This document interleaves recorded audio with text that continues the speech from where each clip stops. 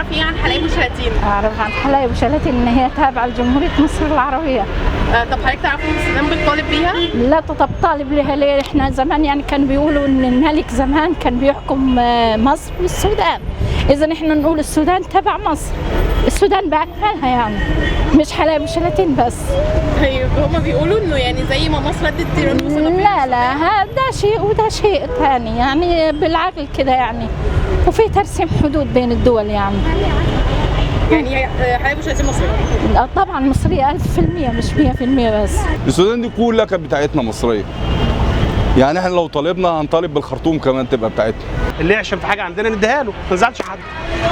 الناس السعوديين خدوا جزيرتين سنافير وتيران، السودان عايزه حلايب وشلاتين تاخدها، ليبيا عايزه حاجه من الناحيه الغربيه تاخدها، يعني ليه نزعل حد؟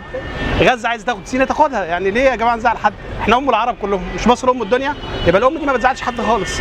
زي اي مصري اتولدت لقيت ان دي ارض مصريه بالفطره. طبعا انا ما دورتش دي ارض مصريه ولا الا مؤخرا في كلام اتقال ان الاراضي دي مش اراضي مصريه طبعا لخرائط قديمه او حاجات احنا ما نعرفهاش او حاجات بيقولوا فيه خطوط مش عارف متهشره في الخرائط القديمه ان الارض دي مش مصريه. تعرفي ايه عن حلايب وشلاتين؟ حته في جنوب مصر. تعرفي ان في حد عايز ياخدها؟ ما السيسي برضه عايز يبيع الناس برضه زي الجزيرتين بتوعنا.